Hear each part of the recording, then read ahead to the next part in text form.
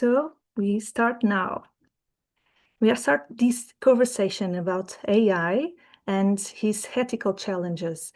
And we want to hear from you that you are hearing, that you are listening us. And we all are here to share our perspective, to share our wisdom, knowledge, from a perspective, for a personal perspective too. And if we are prepared to all of this potential, in fact, AI is a potential, but humanity is real prepared for that. Okay, we want to hear from you and share your insights too. Okay, thank you all to be here, to be there, and I will. Okay, now we will hear Mar. Thank you, Mar. Thank you all. Thank you so much, Cláudia from Portugal. Also from our chapter joining us, Anita Shukla from Germany, Jitendra Srivastava from India. Giuseppe Tringali by video will be here, a global advisor for global networking. We started with a humble idea of an exchange, a simple exchange for a cross-cutting issue as is AA. However, we really realize how important it is, and that so many good, professional, and wonderful collaborators for G100, 7 global chairs are here on stage talking about this. I would like also to announce, I am very proud to announce that with Her Excellency Violeta Bulc from Global Chair for Ecocivilisation, that we are going to listen to a video that she sent us right now. She's our guest of honor in this event, but we are just going to release the announcement of a partnership from my blog and from G100 Global Networking with Ecocivilisation. And we have this year a Leadership Challenge 2025. And for next year, we are going to have AA Challenge 2026. So it would be another way of addressing AI, but I think there's never enough to talk about this. And I will share my presentation on how I think we need to talk, and it's so important that we have an important exchange on what is AA challenge. Not all the people see challenge, so that is also very important. Do we need to respect that? Do we need to be? Could you see it? Yeah. Not yet. Not yet. Okay.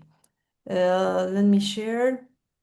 So where we are talking about AA challenge, and this is part of our challenge, the daily challenge, or how we share. So let me see now. Okay. And resilience too. Yeah? Resilience. The other side is the other side. So yes, we need to. Let me share. It's not a presentation properly. It's just an introduction, just for you to know why we did this, why we wanted to continue this conversation, and why these global chairs we invite them to be here today.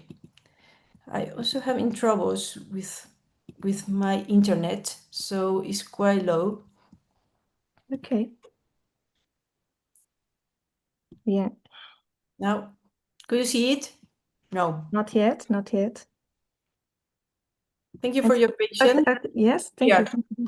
And yes. Yeah. Okay.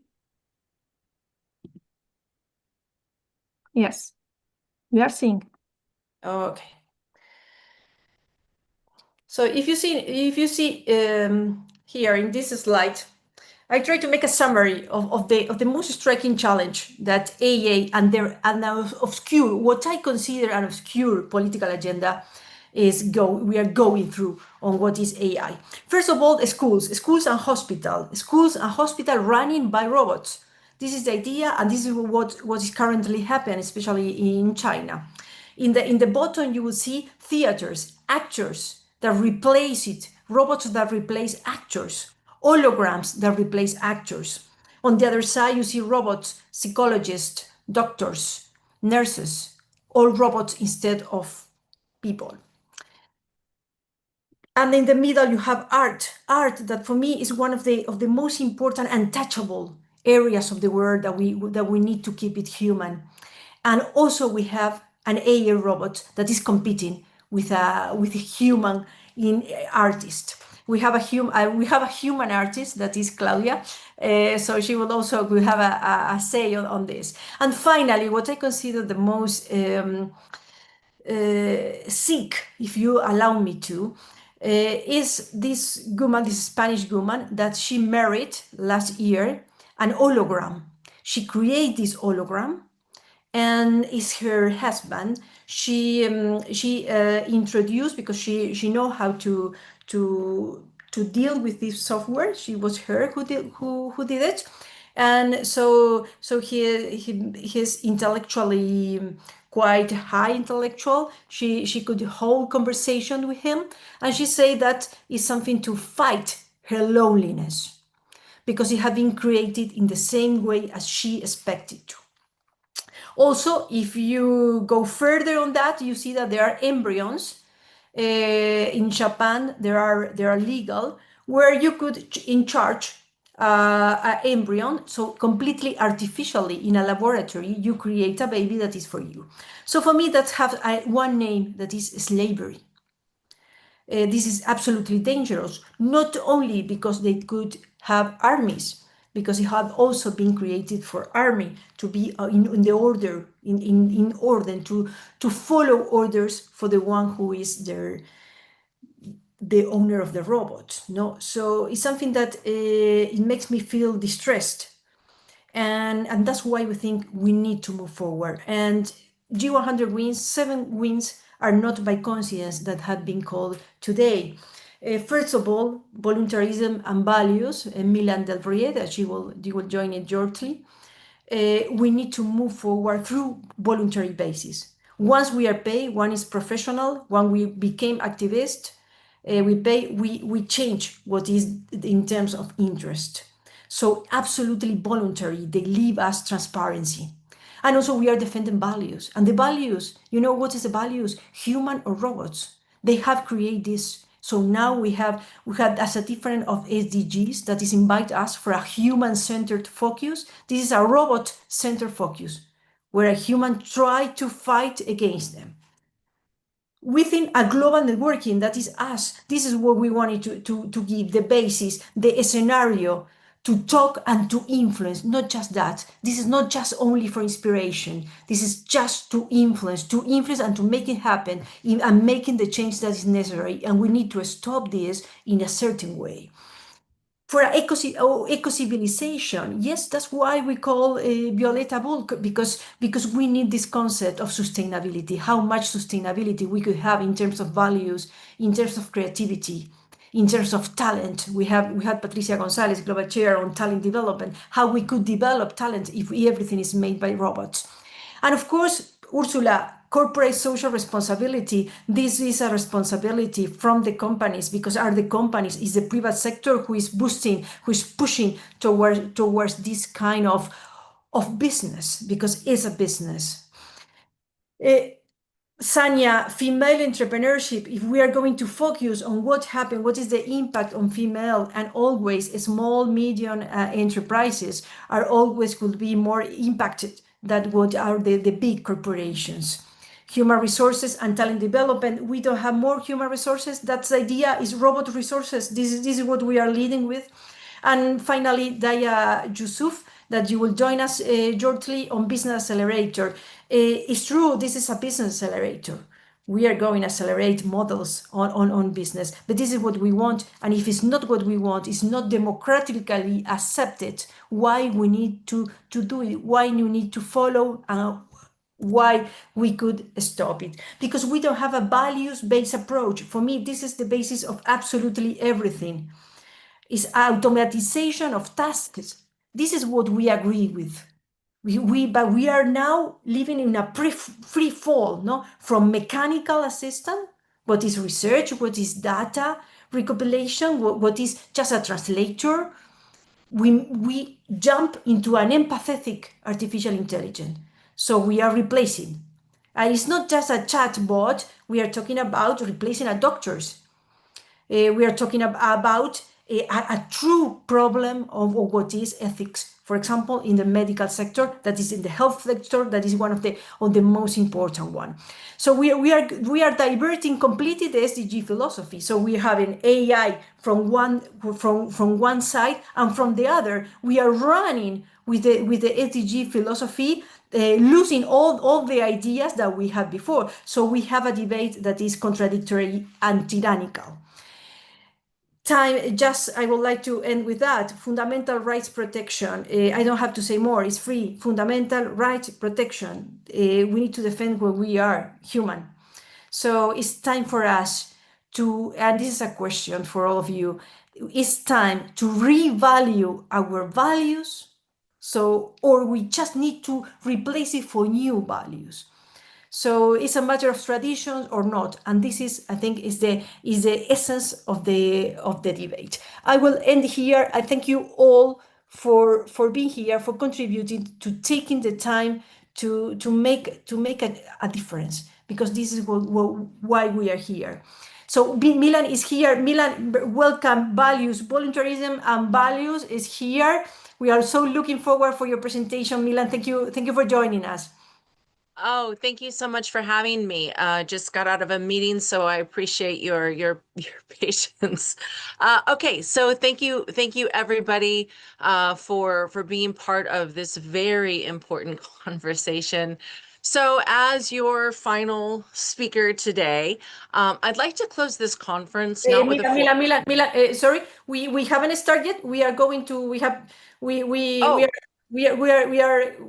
I was the first one, so we are going to jump with Her Excellency Violeta Bulc, and her presentation is absolutely inspired. So please, Cláudia, we have to. Yes. Welcome, Dr. Fantastic. I thought I missed everything. Okay. Nothing at all.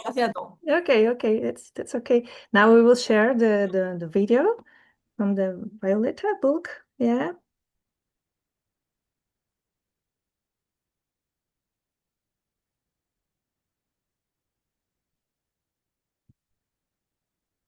Hello, dear friends. It is a real honor to be part of this discussion on the role of AI and its ethical challenges.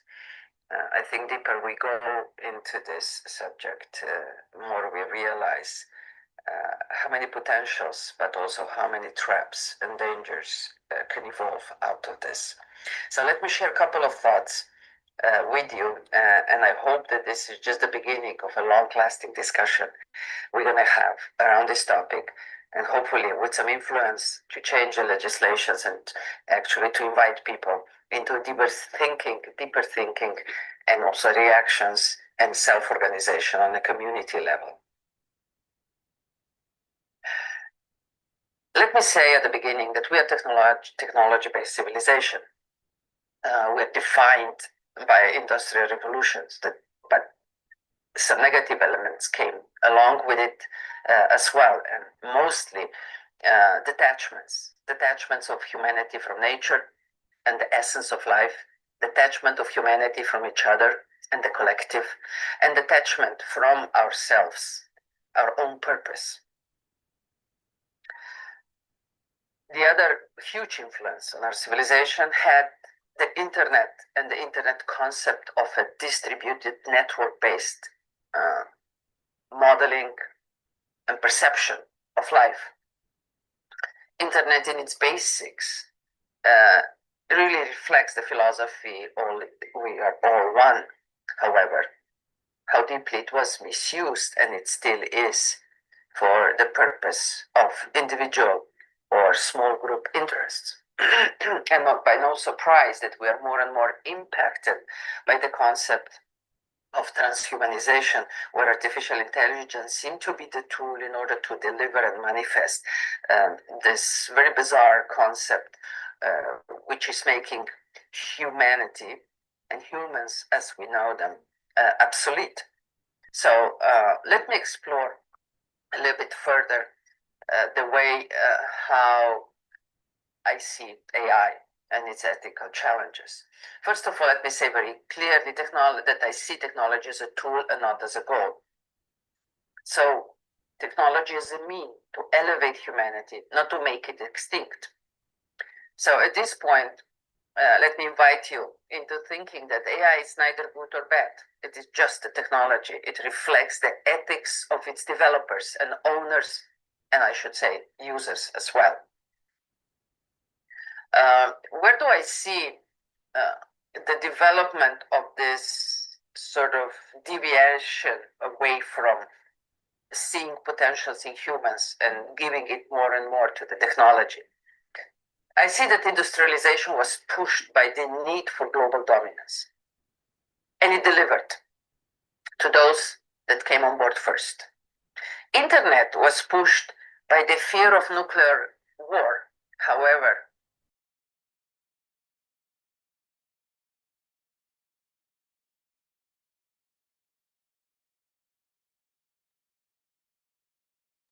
we don't hear Violeta. Dominance Oh, and now it's clear. exploitation of the universe. So let me point out the dark side of AI, saying right here at the beginning that I truly believe that AI can serve as a tool, as a huge contribution to development of humanity. But currently, because of the level of consciousness of humanity, we can identify and see much more the dark side of AI. From that point of view, AI decomposes human beings and replicate every particle by AI, including behavior and creativity. We have no responsibility for the AI action. Nobody.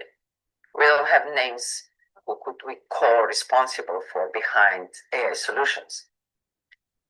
We're surrendering the decision-making process to the efficiency of the AI apps, not really knowing who writes them. What is the ethical framework within which these processes have been designed? Those that drive today the development of AI, most of them use transhumanization as the base for the next civilization. And what we see globally, that more technology we add, deeper development gap we deliver. So, what is missing, especially in legislation? Red button. I still strongly stand by the idea that every application, every solution needs to have a red button that we can switch off any kind of app, even if it's done based on AI principles. Sincere ethical principles that need to be discussed globally. And no one responsible person in a transparent way stated behind every solution. And by all means, a governing authority with some sort of tangible tools for reinforcement that need to be done on a collective, on a global scale. Not just on principle, but in fact to deliver the humanity and to deliver the human-based principles to be followed in AI solutions. I have a dream that instead of our existence going in a pile of history or become a transhuman vision, I have a dream of ecological civilization where humanity still plays a vital role, but maybe in a slightly different manner. So how do I see the role of AI in its ethical challenges in ecocivilization? In ecocivilization, all beings, human and non-human, are seen as interconnected and valuable. So the tension that I can see that's been created there is biased AI undermines dignity and equality. So where do I see the need for our actions? AI is shaped by plural globally agreed worldviews, not just Western economic logic. The second element, ecocivilization thrives on relational clarity and shared sense-making. So the tension that is created by the AI here is that the AI is seen to be like a black box of algorithms, and algorithms make it impossible for communities to understand or co-govern decisions that affect them directly. So what do we have? What is the real need here? AI apps need to be interoperable and context sensitive, perceiving the true nature of things in a complex living systems. In eco-civilization, inner development, dignity, and trust is the living process and is the key to this living process. And the tensions with AI that we create is the AI-driven surveillance commodifies human attention and behavior, which is, we have to start asking these questions. Do we really want society like that? So I see the need is that AI recognizes when something feels aligned, not just in the mind, but in the body, heart, and spirit. With AI, we move from surveillance capitalism to stewardship, where technologies are tools of freedom and wholeness, and not danger. The eco-civilization is driven by the inner coherence and sovereignty essential for participatory and co-creating culture. So what's the tension that AI is creating? AI systems manipulate attention through addictive design, and we have no idea who is behind it and what is their long-term goal. So what is the need here? The need is that AI is designed to augment conscious choices, dialogues, and resonate, not capture. So the role of AI and its ethical challenges that are part of eco-civilization are rising, and we are discussing them more and more. So eco-civilization rejects all tools that devalue life for strategic gain. So what do we need to do? Shift global intelligence from domination to planetary stewardship, which we can do only on a collective level. Eco-civilization stands up for cultural diversity, inviting indigenous, feminine, and poetic intelligence into the design table. So what is the need there? Shift from artificial intelligence to authentic intelligence, rooted in life's plural ways of knowing. So possible goal of AI and its ethical challenges in eco-civilization could focus on first responsibility.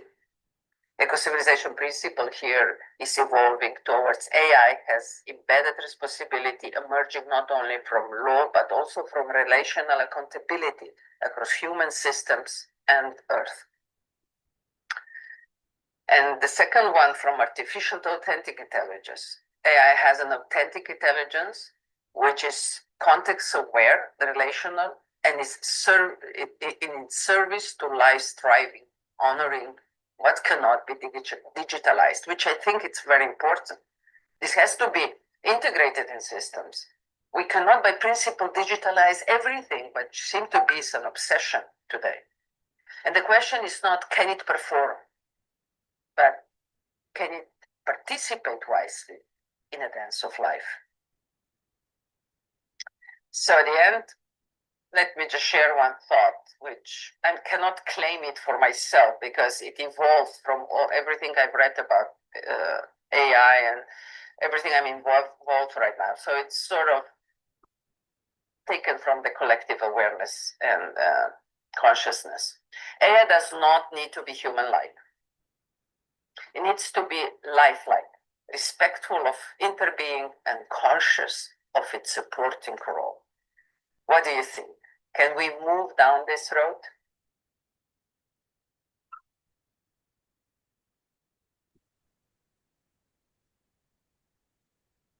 Thank you so much, Violeta, for this amazing presentation that raises many questions, no? Because AI, it's about questions. No, we cannot talk about action right now.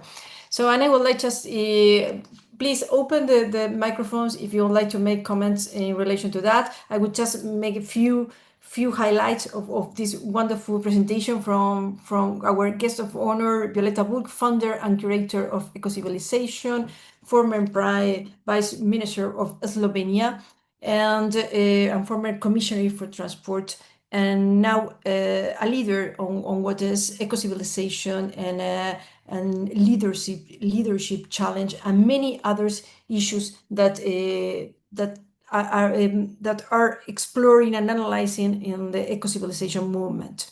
First of all, from AI legal vacuum, this is something that we repeatedly say. We cannot be democratic if we don't have a legal regulation.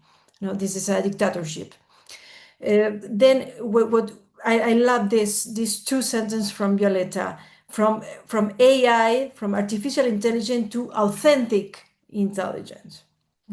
So, and we cannot digitalize everything. So I finalize with this. We cannot digitalize, of course, Violeta, we cannot do everything, but the agenda, the political agenda that is behind this interest is to digitalize everything. So everyone, Ursula, maybe you would like, I think you would like to make some comments on that, please. Yes.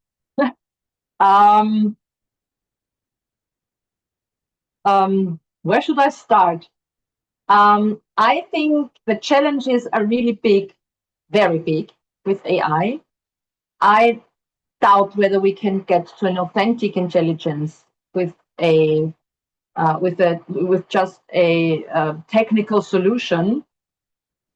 I liked the presentation of Violeta very much, and it reminded me of a theater play which we have in the German-speaking area about physicians.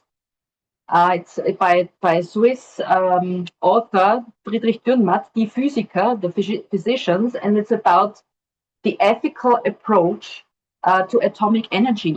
It's a discussion of the people who invented atomic energy solutions, with in mind the risks it has if it gets into the wrong hands. And I think we're about at the same level now with AI, because it offers a plethora of solutions and easy to use technical approaches. But on the other hand, it can also, dominate humankind and lead us where no one else wants to go, except for those who earn money with these solutions. But that's maybe a first feedback on the presentation. I think we really will need the whole year of 2026 to discuss. Absolutely. Thank you for throwing the bomb. No. Mm-hmm. We don't hear you. We don't hear you. We don't hear you, or maybe the internet. Yeah. Okay. Probably the internet. Mark said that. Okay, we don't hear you. So we can change. We can view the video from the Giuseppe Tringali. Okay. I will share the video. Very, very good discussion. And okay, Mar, you can hear? Yes, I can hear. Okay, I will share the video. Yes, please.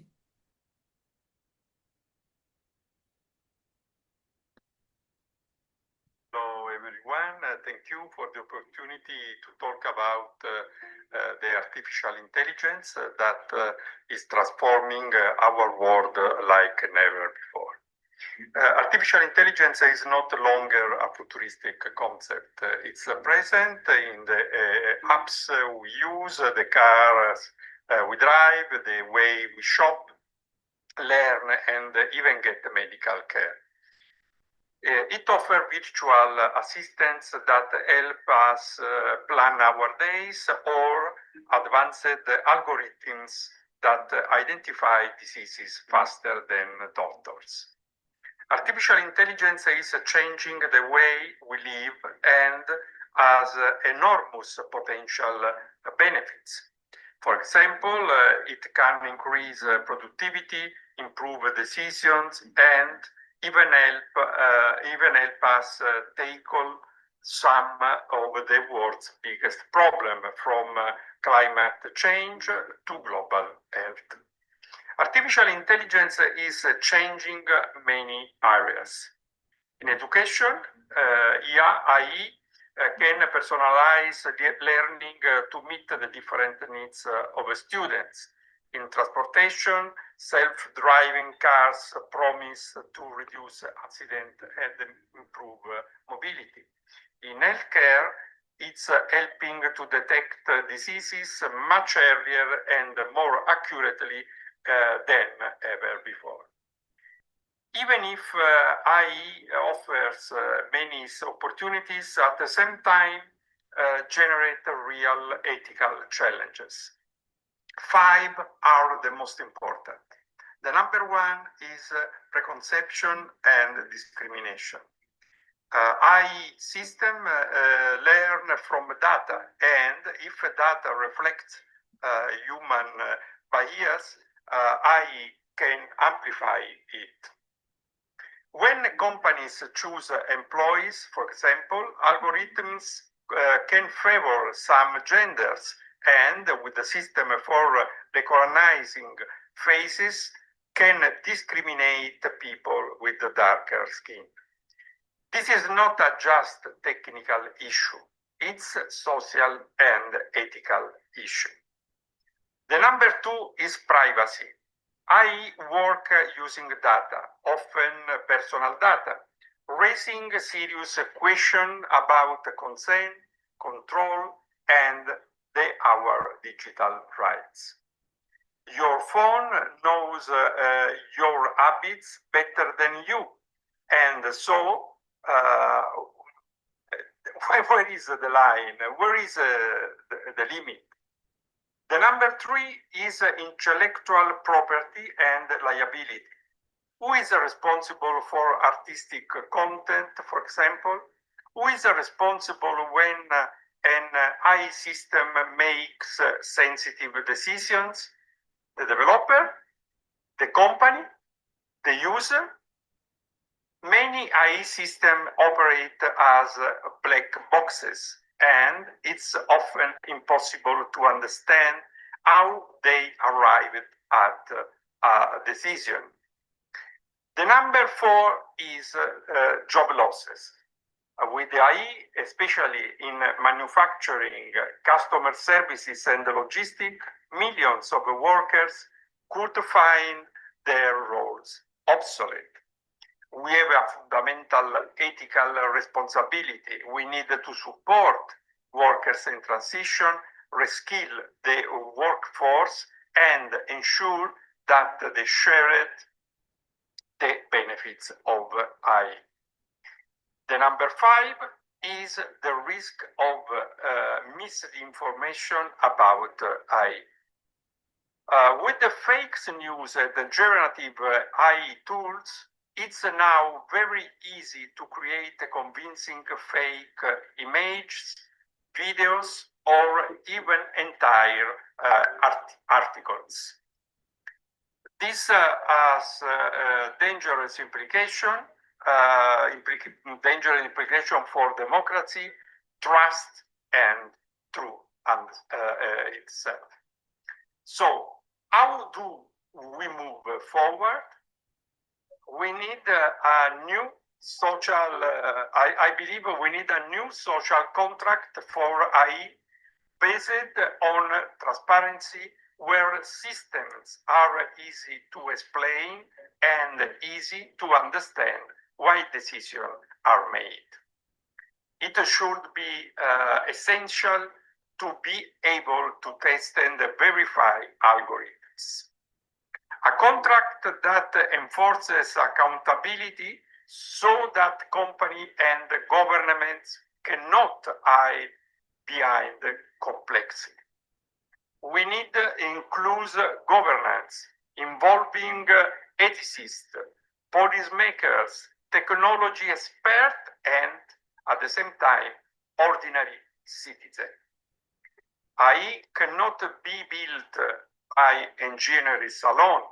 It must reflect the value, needs, and the rights of the diverse world we live in. Concluding, AI is neither good nor bad in itself. It's a tool. And so we choose to develop, deploy, and regulate it to create real progress while reducing risk. The future of AI is not just a technology issue, it's a deeply human issue. Thank you very much for your attention. Thank you, Giuseppe, for this. Could you hear me? Yeah? Yes.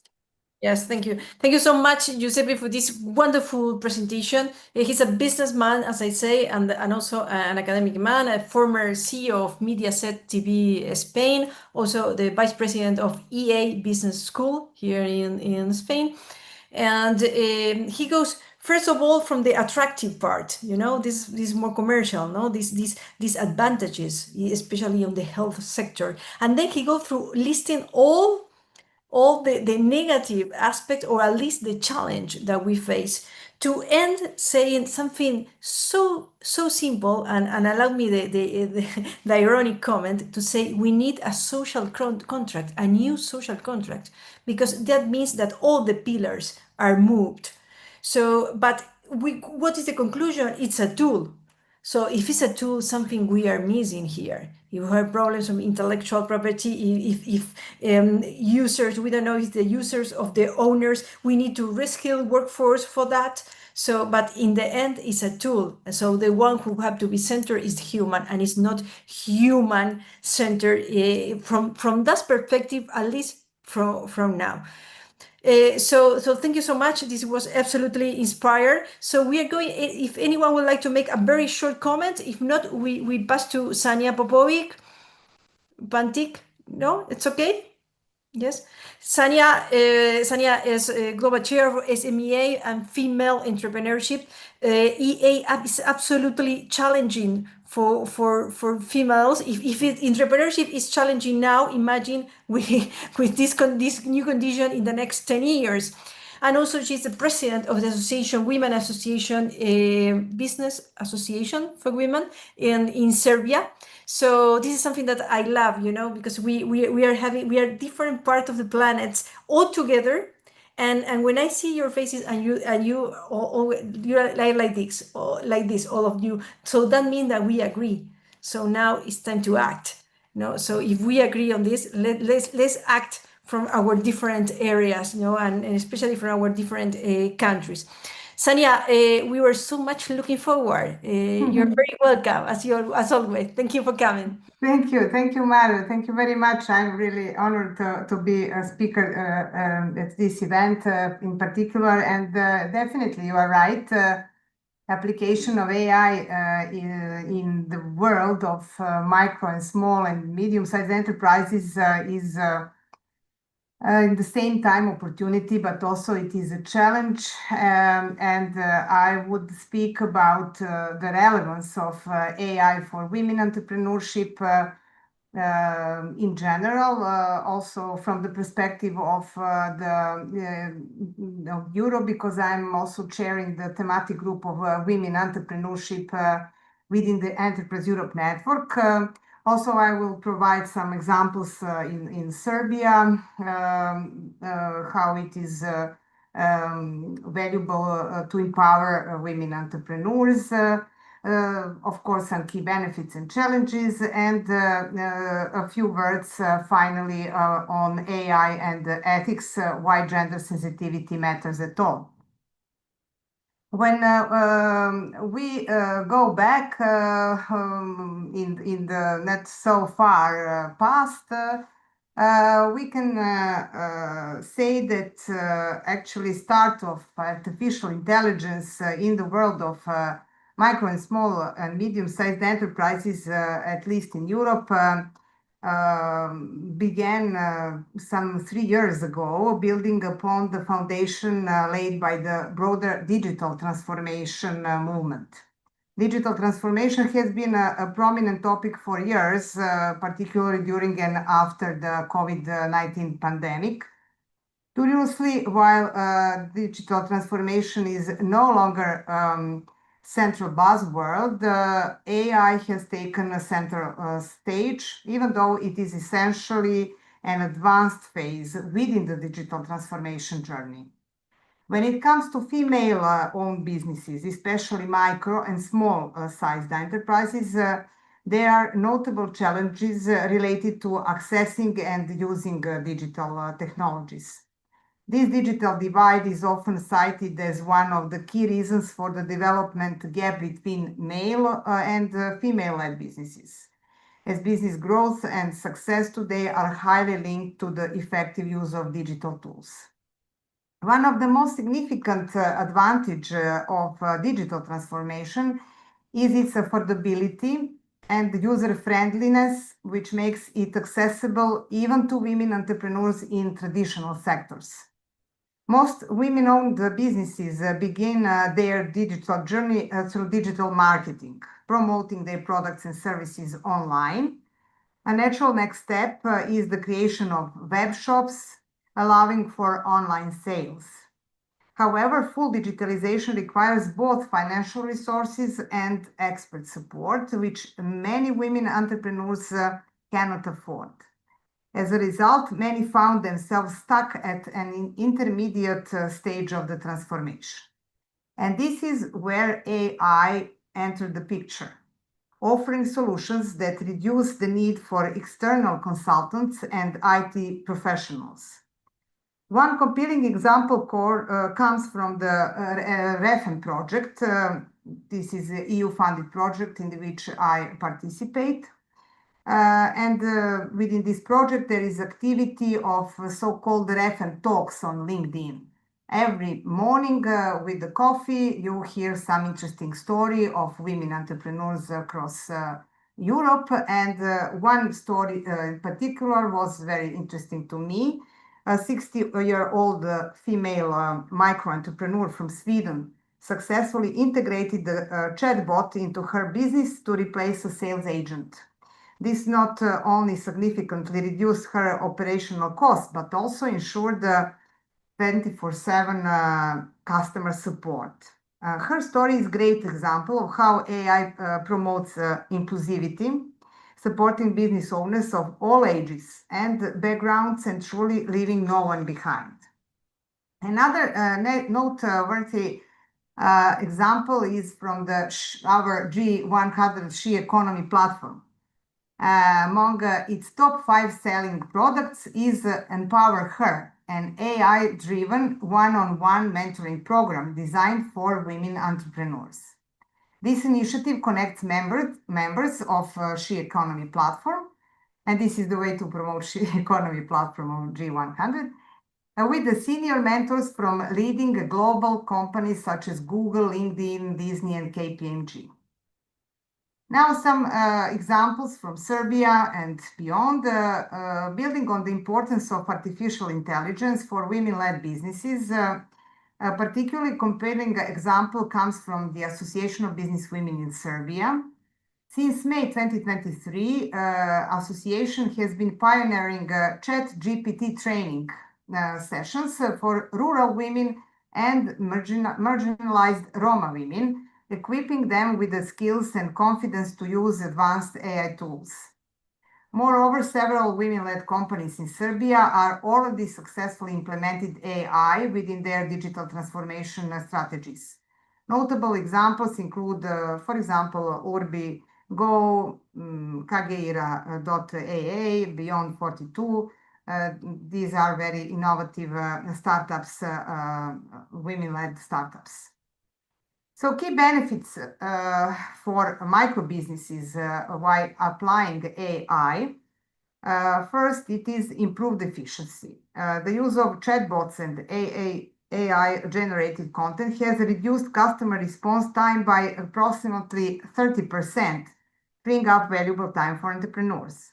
The second is accessibility of AI tools. While 90% of micro businesses lack the budget for dedicated machine learning teams, they can still effectively utilize premium LLM and low-code, no-code AI agents for automating tasks. So it's so many new and strange words, but it simply means that application of AI enable very effective invoicing, social media management, email correspondence. So daily functions in every business, including, of course, micro and small, medium-sized enterprises. And the biggest challenge is still a lack of investment. I would just mention the important data. Less than 10% of venture capital funding in the region is allocated to women-led teams. So this is the financial gap, and this is a critical barrier that must be addressed. Last but not the least, AI and ethics, some ethical issues. With the adoption of the EU AI Act, so it is the act, it is regulated by European Union, businesses deploying high-risk systems and they are now required to conduct so-called feminist review and impact assessment. This makes gender bias not just an ethical concern, but a regulatory requirement. The EU AI Act introduces a clear regulatory framework that emphasizes gender as a risk dimension, the use of gender disaggregated metrics to track this, biases, requirements for bias mitigation and transparency. Why this matters? There is some examples, and I will conclude with this. Learning from global AI failures. Amazon's AI recruitment tool notoriously discriminated against resumes, CVs, containing the word women's, reflecting historical bias in male-dominated tech roles. Then the second example, gender shades. A study revealed up to 34.7% error rates in facial recognition for dark-skinned women compared to minimal errors for light-skinned men. These cases highlights how unregulated AI can amplify existing inequalities. The EU AI Act shines a spotlight on the importance of bias prevention to protect principles of equality and non-discrimination. And in concluding, AI has the power to transform women-led microbusinesses, making them more efficient, competitive, and inclusive. But this transformation must be responsible, ethically grounded, and gender-aware. Thank you.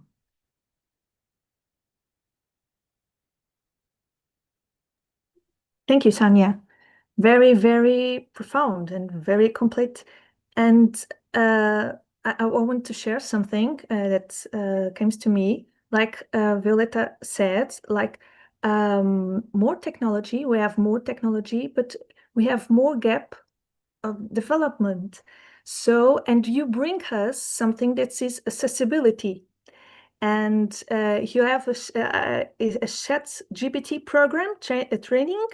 It is very important because it is a tool, not a goal, but it is a very good tool to marketing, to entrepreneurship, to our business. So we have to make some bridges to different women, the vulnerable people. So it's very, very, very important, this kind of programs, this kind of trainings, to bring these kind of tools to many women, to many vulnerable population. Thank you, Sanja, for your wisdom, for your sharings. Thank you. And now we will pass to Ursula. Ursula, welcome. Yeah, thank you very much. Ursula, I have prepared a small presentation which might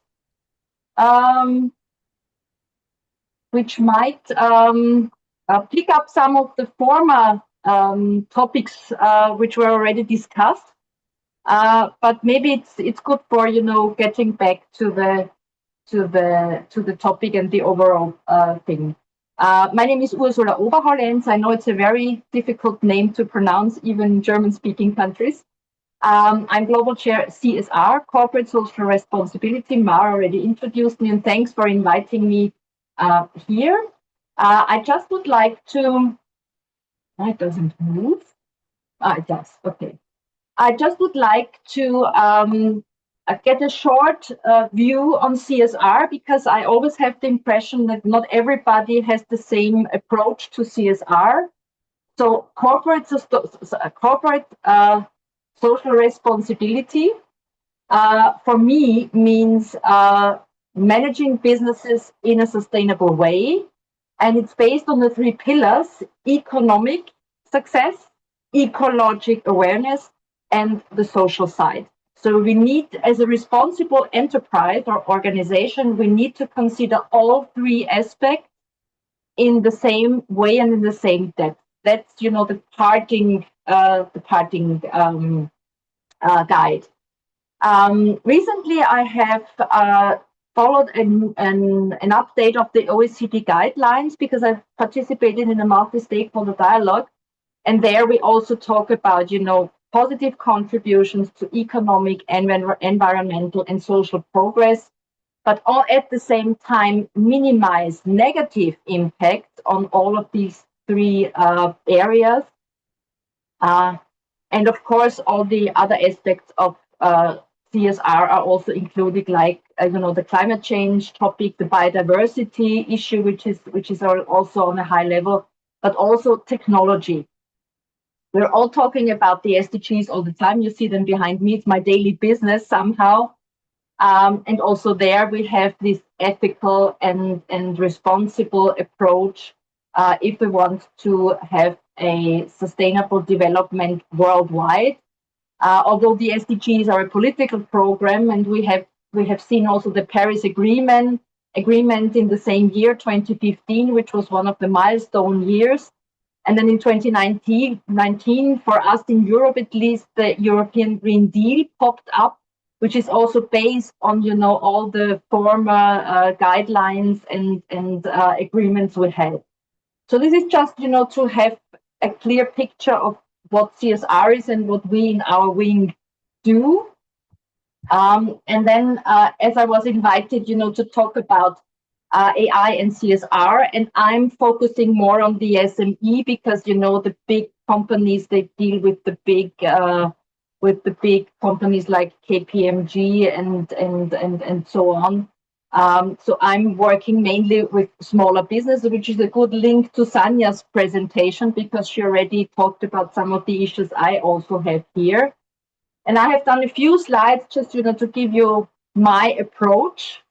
Of course, there are advantages of AI in small and medium companies, which are, for example, operational efficiency. You can, have your processes better set up. You can reduce costs. You can minimize errors, maybe, which humans, of course, do.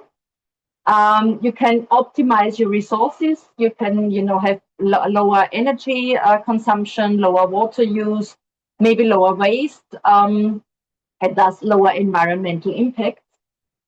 If you're an internationally operating company, you can, optimize your supply chain. It's all very easy to access and affordable, at least, in the first view. You can also have data-driven decision-making, which might help you to be more efficient and quicker. You might also have a competitive edge when you, with your offers, are able to meet sustainability expectations that enhance customer loyalty. And you always need to check if you can use AI or integrate AI in your existing technological setup. So summarizing the advantages means that AI can empower SMEs to achieve sustainability goals by making operations more efficient, reducing environmental impact, and enabling smarter data-driven decisions, all with solutions that are increasingly accessible and cost-effective. That would be the advantages. But then there are also challenges which might lay in the same topic, because of course, you can reduce costs, but first of all, you need to invest in AI solutions. So that may be too high costs for SMEs sometimes. Then, as already, I think Sanja has already depicted also, you need to train your staff or yourself if you're a very small company and you are very operational. So the skills gap needs to be closed. Then there is this big issue of data security and privacy, because there is a higher risk of data misuse. And it's always, the question which we heard already of, and I think also from Violeta, AI is trained with any of the existing data worldwide. So where does that take us? We always need to think about it. You may reduce costs for employees, but that may be also be a challenge. Then, of course, you have, as Sanja also said earlier, the risk of biased outcomes and ethical dilemmas, because AI is trained on what is on the internet or officially accessible already. So biases that are already in the system are being reinforced, and maybe in a way that is really driving in a completely wrong direction. Then, of course, you may get an overdependence on technical solutions. And what happens if the systems fail?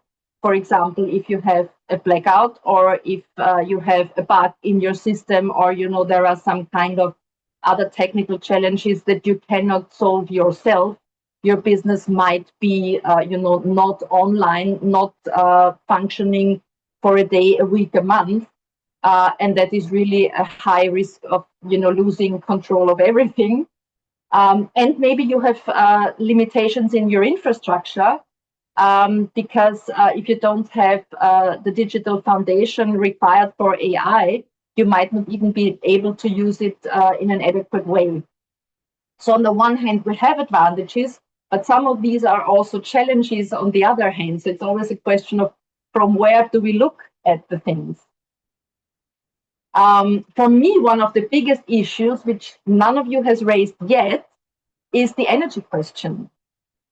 Because I learned that particularly large models and generative AI require much more electricity than traditional search engines or things like that. And it's about 10 to maximum 30 times more of energy use than with traditional searches. It's also there's a rapid growth in data centers.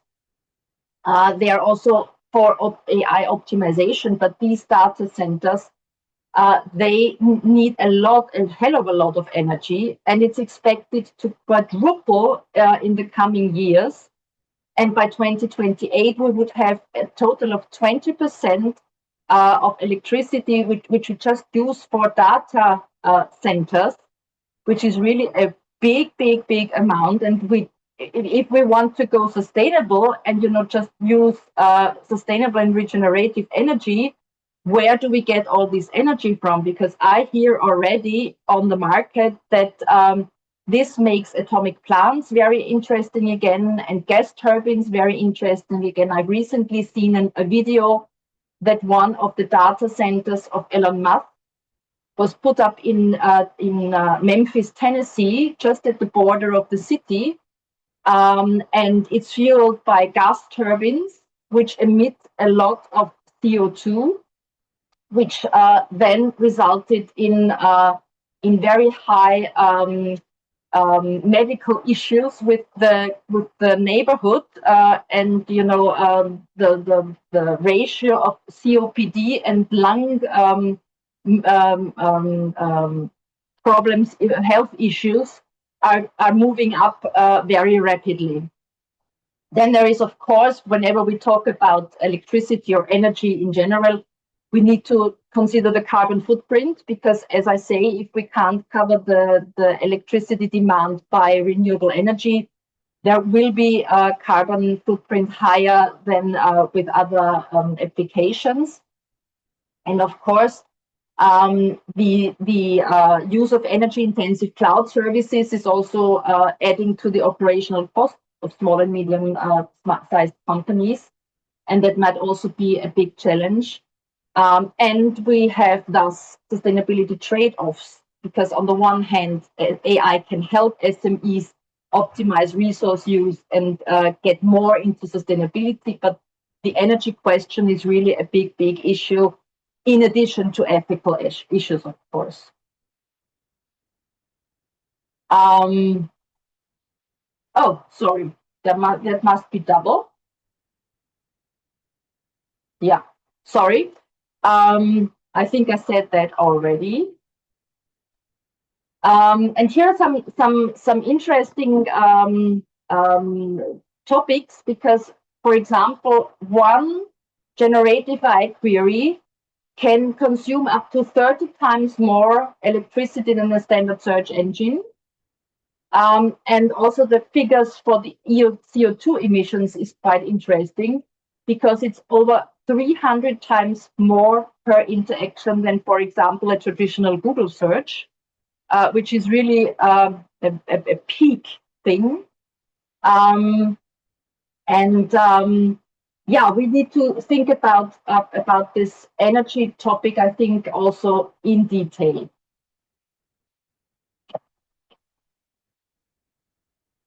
And nearly last slide, the ethical risks of using AI. As we had already, the bias topic and maybe discrimination. Sanja also pointed that out in her presentation, and I suppose it will also be coming from our colleague from the human resources wing. The data privacy and security, as already said as well, and then the transparency issue, which was already addressed also by previous speakers, because how do we explain AI-driven decision making, and how can we track that, and how do we know who's going to benefit from these decisions? And also, as I think Sanja also said it already, and Violeta, who's going to be taken accountable for AI outcomes? Who's going to take the responsibility? And we might face ethical washing, just like, the greenwashing issue, which I'm focusing a lot on, because how do we adopt ethical things without real commitment? Because if we don't know who is behind it, how can we, trace that?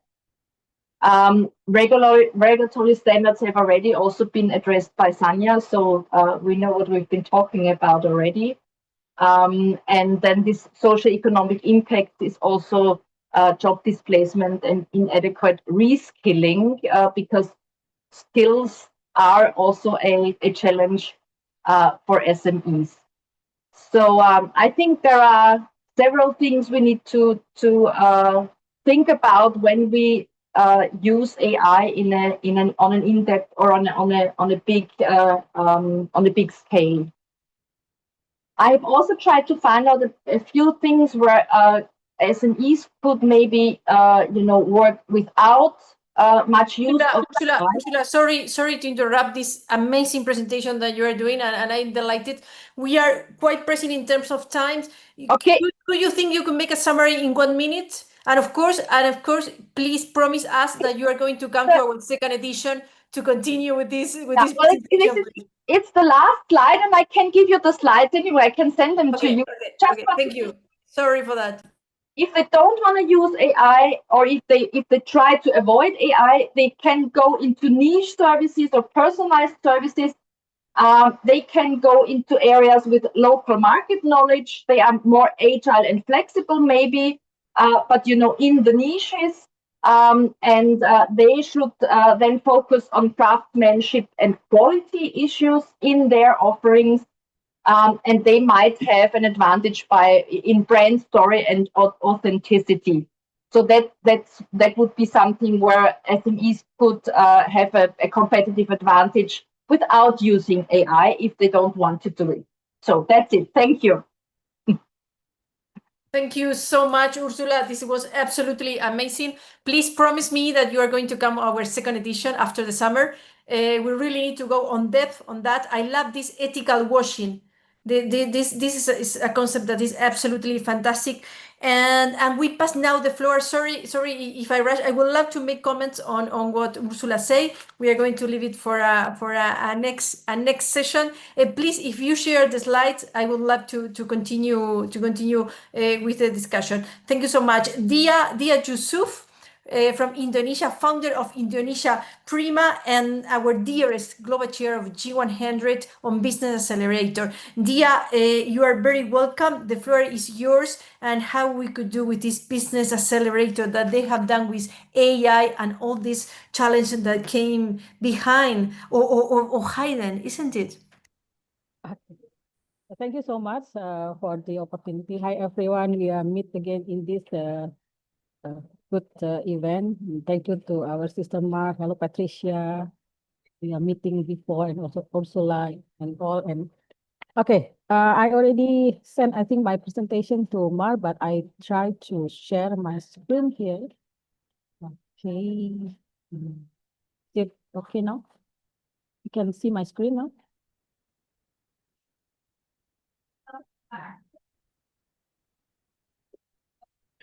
Now it seems that it's loading. Yes. Okay, great. So yeah, perfect. That's great. Yeah. Hello everyone. I'm Diah Yusuf, and now I'm in Indonesia. So now around 8:25 p.m. here. So my presentation have title is the role of AI and ethical challenges, but framed through the Prima sustainability business framework. As we are standing at the intersection of two powerful forces shaping our world is artificial intelligence and entrepreneurial acceleration. As we also already hear from Sanja and also from Ursula, I think. So as a G100 Global Chair for the Business Accelerator, I'm honored and also challenged actually to speak about not just how fast we grow, but how ethically and sustainably we do it. AI is transforming our businesses, our decision, and even our identities. So that's why today I bring to you a perspective through the Prima Sustainability Business Framework. Framework was born out of the need to grow businesses with purpose, resilience, and responsibility. So I will try to move on the slide to the slides.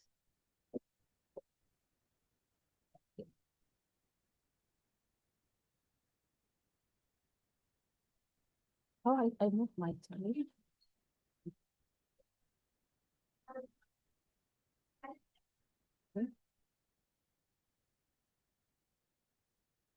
Sorry, can you see my screen move? Not? Yes. Yes, we can. Okay. You can press the next. In the second, now in the second page, right? Now in the third, about the Prima. We can see.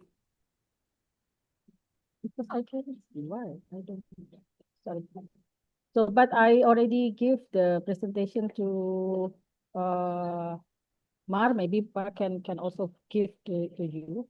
So, as a G100 Global Chair for the business. Sorry. Why is not moving? Diah, if you would like to take your time, we could pass the floor to Patricia if you arrange it and then you continue. It's okay for you? Sorry, I think now it's you can see my screen, right? Yes, we can see. Okay, about the Prima. Yeah, this is about the Prima Sustainability Business Framework. So Prima is consists from the people-centric approach. Then we are focused on stakeholders such as employee, customers, investors, supplier, and communities. Then this is emphasizing engagement, well-being, and satisfaction. Then R is a resource efficiency. Like I think Ursula just mentioned about this also, about the efficiency of the resource. So this is address the sustainable use of resources like energy, water, and material, alongside with the waste reduction and sustainable sourcing practices. Then I means is innovation. So we encourage the adoption of sustainable technologies, practices, and product service design to drive competitive advantage and environmental stewardship. AI can be used here.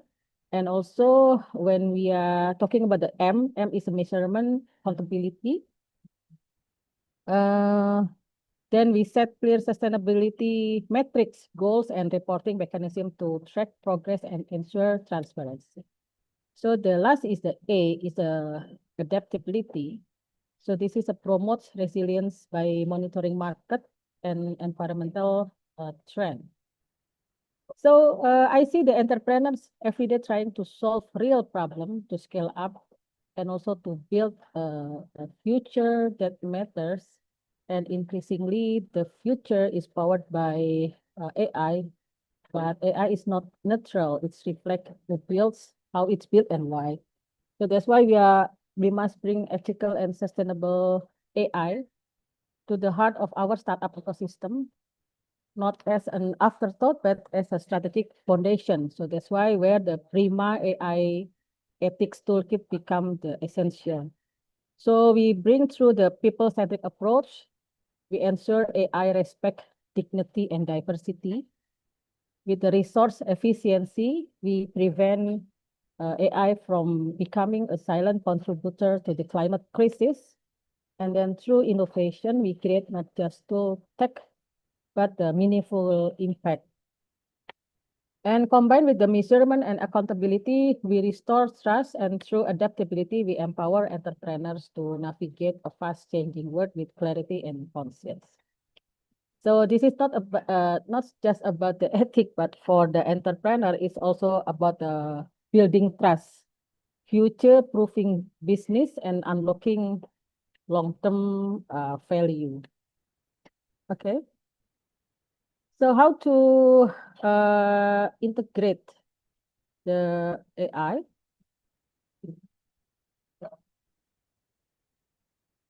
I just searching the AI tools that align with our Prima sustainability business framework, and I already tried this and also use to my mentee, our mentee in here in Indonesia.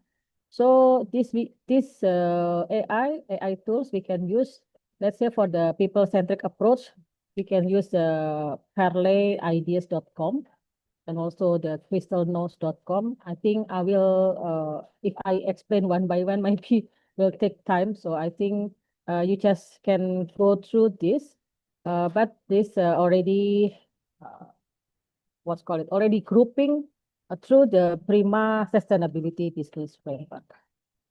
So like this, when we combine the Prima AI ethic tools for the business accelerator, so like a people-centric approach, the objective is just ensure AI respect human dignity, fairness, and inclusivity. Then we can check, we will have a check to the startup, like have you assessed potential bias in AI tools or the data sets? And are marginalized group included in product development or testing, etc. So we are combine the ethics and the AI for the business accelerator. See, in Prima, we are seeing that the adaptability, what I mean is because as an entrepreneur, adaptability is must. Yeah. Sometimes we are just confused why the people change, why the market change. So that's why we are remind them with the Prima, this with the adaptability. And of course, with the AI, it will be more faster for the adaptability to them. I think this is my last presentation. You can get the presentation with Mark. Thank you. Thank you to you, Diah. It's very, very challenging what you have done. That is to do so deep depth concepts in a very short time. And you made a summary that is absolutely wonderful, and the colors that you use. Well, you know, you were always up to the expectation. That So thank you so much for this. Thank you so much.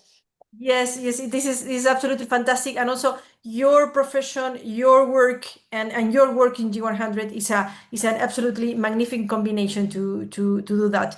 We haven't much time to make comments. Sorry for that, Diah. I would love to do it. But we are going to pass now to Patricia Gonzalez from Mexico. Thank you, Diah. Patricia, the floor is yours. I know you are in a rush, so I hope. Oh, thank you very much, Mar. Really, it's a true privilege to be here and with these ladies and also allies. That is very interesting, all the conversation. In my case, I am the G100 in human resources. And in human resources today, we define 3 different goals. One of them, reducing the gender gap, the pay gap, and the second is elevating more women into the C-suite and equal pay. And for sure, artificial intelligence is transforming every aspect of our work.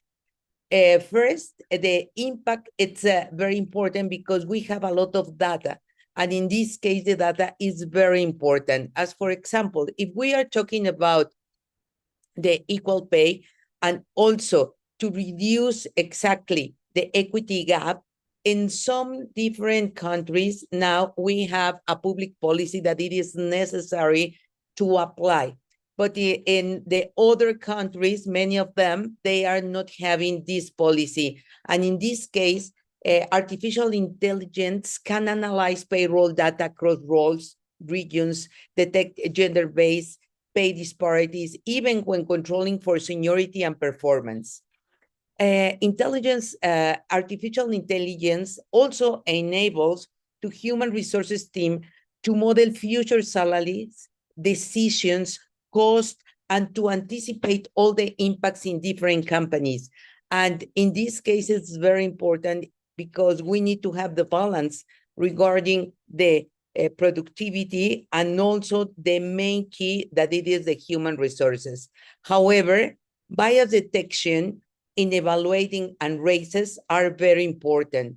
All systems can flag patterns, like men receiving higher raises for similar performance levels, making human resources action more transparent and just. But in this case, we have several challenges now as ethicals that some colleagues are now mentioning, but in human resources are very important. If roles are inconsistently defined, intelligence artificial may compare apples with orange, and for sure, mistaking conclusions about equal pay for equal work. And also, some databases that we have may lack clean historical data on roles, tenures, or responsibilities, making accurate comparisons very difficult. On the reporting, missing variables are very important in gender identity, care and roles, part-time status. And remember that in the past, many data is regarding males, not exactly including females in the roles. And consequently, inconsciently with a bias, the result is going to be a very difficult. If we are not cleaning all data, it's going to be very difficult to have a very good result. This is the main challenge and ethical situation that we are facing in several companies, small and medium and high size companies. Regarding the intelligence artificial in women leadership inclusion, data integrity, as you know, there are several data that it says that less than 10% of C-suite roles are CEOs or women who are making all the decisions at the companies. One of the main situations that AI can give us is talent mapping and succession planning. In this case, AI can identify women across the organization with high leadership potential, some who may have been overlooked. Personalized development paths. We have through all driven platforms, women can access customized mentorships, executive coaching, sponsorship, and training. That it is very important in order to grow internally and many organizations. AI tools expand candidates pools, that it is very important when all the promotions are considering in the companies, reducing reliance or referrals of internal bias. That in this case, we have a very good measures regarding the performance and what people are doing. But in this case, also, we are going to have different challenges. One of them, training the data reflects history, promoting mostly men, as we meant before. However, we can include new data than prioritize male and profiles as more executive-like. Natural language in reviews is hard to quantify. It's important to eliminate aggressive, emotional, not assertive enough. And in this case, all the intelligence, artificial intelligence can help us in order really to have more different measures that can help us to make very good decisions regarding when evaluation is doing. And also visibility versus competency. Several women in the past, they didn't have the opportunity to support with mentors or sponsorship. That today, it's very important in growth, because several roles of leadership are for males. In this case, we can have all the opportunity to include that data in our artificial intelligence measures in order to have a complete information to recognize on their valuable contribution women, and also to have a very broad gap to eradicate and the bias to eliminate many of them. As you know, several studies in PwC, McKinsey, they said that in order to reduce those gaps, it's necessary really to pass at least 100 years. But with artificial intelligence, we can reduce substantially in order to reduce that gap as much as possible. Finally, let's address what I believe in the most important price to the ethical use in artificial intelligence in human resources.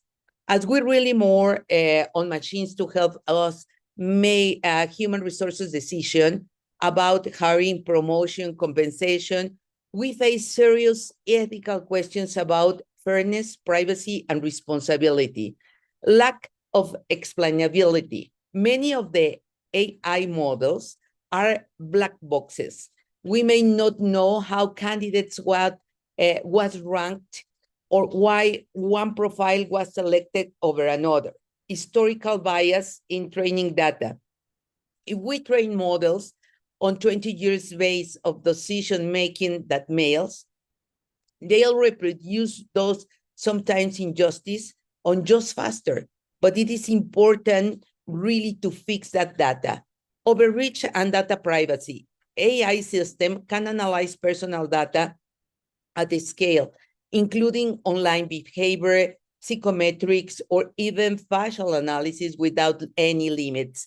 This becomes really a very big challenge, because in many companies, or how we handle that information is very difficult, and many people have access regarding that.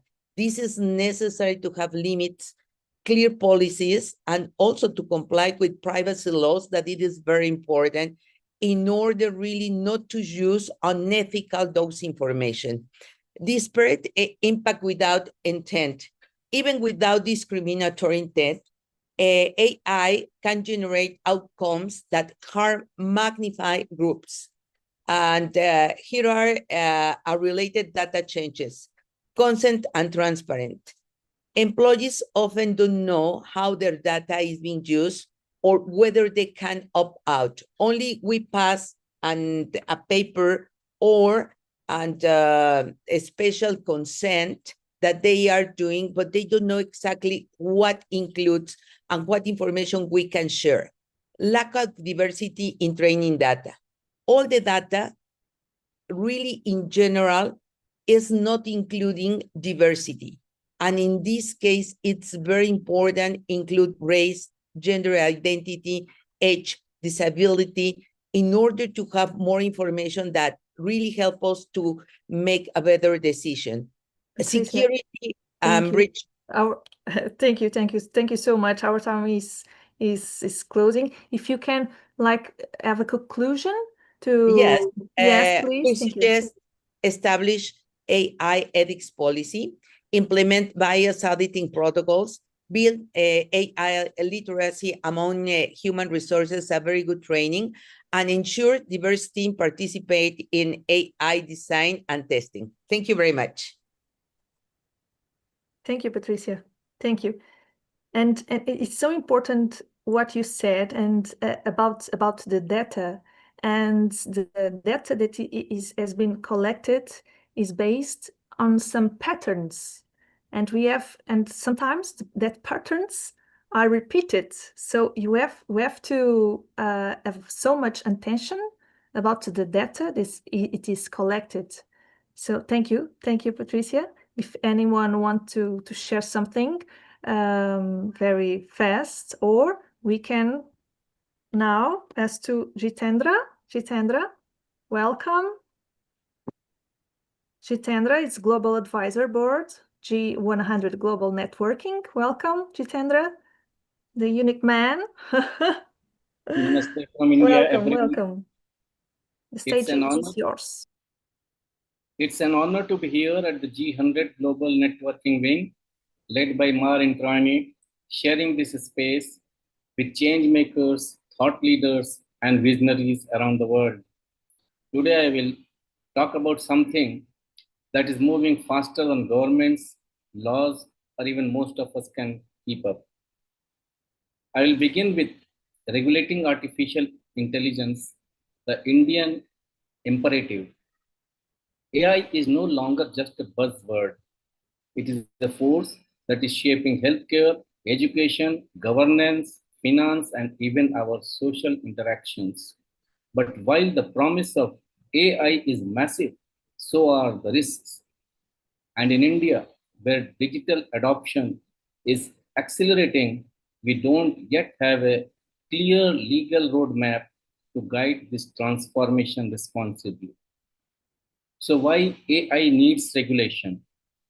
The first one is algorithmic bias. AI learns from data, but if the data reflects social biases against women, marginalized communities, or minorities, the AI will replicate and amplify those biases. For example, an AI hiring tool trained on past resumes may favor male candidates if historically more men held leadership roles. This puts women at an automatic disadvantage. The second one is lack of accountability. Who is to blame when an AI-driven car crashes or when a predictive policing tool wrongly targets someone? Traditional legal frameworks were not built for this. We need clarity. Is it the developer, the user, or the machine itself? Until that is resolved, victims may have no legal remedy. The third one is privacy threats. AI systems like facial recognition can watch, record, and analyze people without their knowledge or consent. In India, this threatens Article 21 of the Constitution, which guarantees the right to life and personal liberty, including privacy. The fourth one is transparency gaps. Most AI algorithms are black boxes. They make decisions, but we don't know how or why. In law, education, or healthcare, this lack of transparency is dangerous. It is hard to challenge an unfair decision if you don't understand how it was made. And the fifth one is job losses and economic disruption. AI can boost productivity, but also automate human jobs. For India, Where many livelihoods depend on labor-intensive work, this can widen economic inequality, especially for women and informal sector workers. Now let's have a look at what the world is doing. Let's take European Union. The EU is leading with its AI Act, a comprehensive law that puts tighter rules on high-risk AI like medical diagnostics or predictive policing. It focuses on transparency, human oversight, and clear penalties for misuse. The risk-based approach sets a global benchmark for responsible AI development. In the United States, rather than a single law, the US uses a sector-by-sector strategy. The FDA regulates AI in healthcare. NHTSA, the National Highway Traffic Safety Administration, oversees self-driving cars. The pending Algorithmic Accountability Act aims to require companies to assess the impact of automated decision-making tools. And then in China prioritizes state control and security. Its laws tightly govern how AI is developed and used, especially in areas like surveillance, content moderation, and generative AI. Let me throw some light on India's legal gap. There is a lack of specific law, actually. India currently relies on older laws like the IT Act 2000 and proposed laws like the Digital Personal Data Protection Bill 2022, but they don't define autonomous systems. They don't address algorithmic discrimination. They don't clarify liability. This legal vacuum increases risks for both users and innovators. I have a few case laws which will be relevant for today's topic. In 2017, there was a case between Justice K.S. Puttaswamy versus Union of India. And the court held that privacy is a fundamental right under Article 21 of the Constitution. This is a powerful reminder that tech must be accountable to personal rights. Without strong safeguards, AI systems like facial recognition can violate this right. In 2016, although this is in the United States, this is a very famous one, an AI tool influenced a man's sentencing. The court upheld it, but flagged the tool's lack of transparency. Now the question is, if we adopt similar tools in our courts, how will we ensure fairness and accountability? In 2015, there was a case between Shreya Singhal versus Union of India. The court struck down a vague law, Section 66A of IT Act, that threatened free speech. This means AI laws must be clearly defined. Ambiguity leads to misuse or arbitrary enforcement. And in 2014, there was a case of Anwar PV versus Peter Bashir, where the court set standards for admissibility of digital evidence. So as AI-generated data becomes more common, we must rethink how our courts assess evidence. What India must do, that is the big question now. So the first thing is to enact a comprehensive AI law.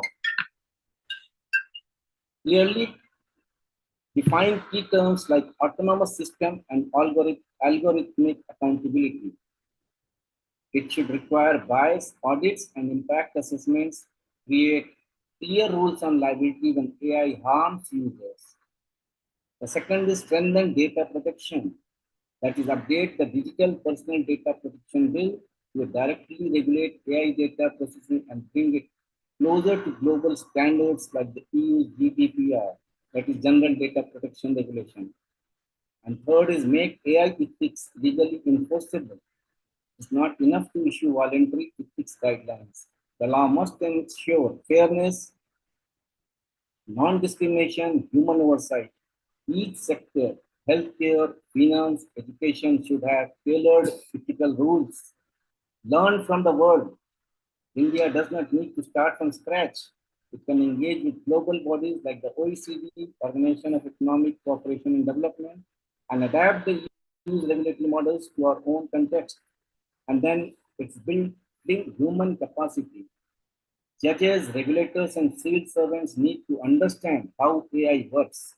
Without AI literacy, enforcement will be weak or misguided. And then We need to set up an independent AI regulator, just like we have a data protection authority. We need an AI oversight body to monitor AI risks, enforce rules, handle complaints, and ensure compliance. In conclusion, AI is India's opportunity and its responsibility. We must strike a balance, innovation with inclusion, efficiency with ethics, progress with protection. We don't just need rules for machines, we need rules that uphold human dignity in a digital age. Thank you.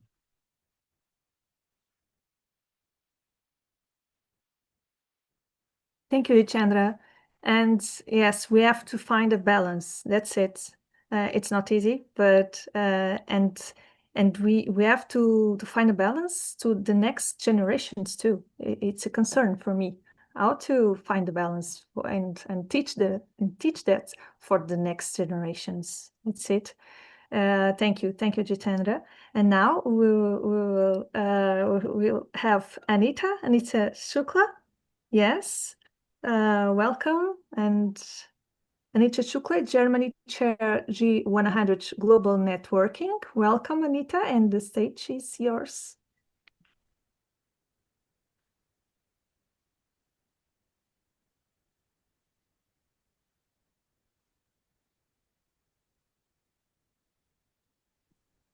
Anita, please, your microphone, and the rest, please, if your microphone. Yes. Yeah. She's sharing her presentation. Yes, thank you very much for this and sharing yes. the presentation. Thanks very much for having me. I should be ready in a minute, hopefully. Go. So, here we go.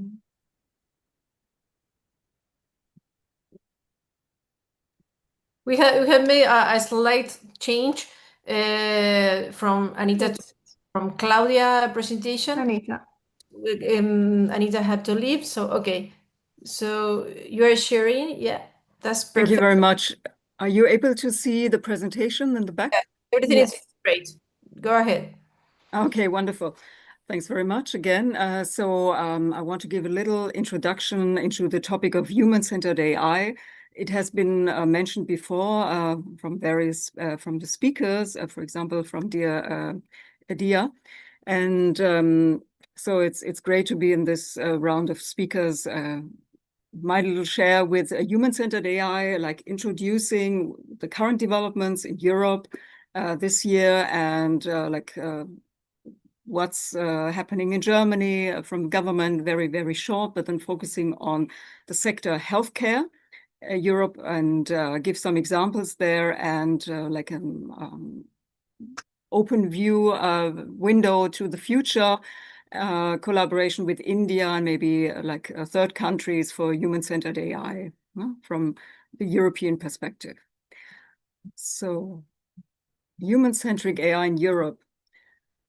So in the recent months, if you remember, on 10th and 11th of February in 2025 in Paris, we had the AI Action Summit, co-hosted by Emmanuel Macron and Narendra Modi, President Macron and Prime Minister Modi. So the idea was to strengthen the international AI governance system. 60 countries signed a political statement on AI, giving everyone the means to have a personal benefit, all countries, all parties, also like companies, stakeholders involved from the technology, encouraging development of more sustainable AI, respecting also environment, what we talked before, social cohesion and the democracies. Giving some quote here on the summit statement on inclusive and sustainable AI for people and the planet. This is what it said. It has laid an open, multi-stakeholder, inclusive approach that will enable AI to be human rights-based, human-centric, ethical, safe, secure, and trustworthy, also stressing need and urgency to narrow inequalities and assist developing countries in AI capacity building so they can build their own AI capacities.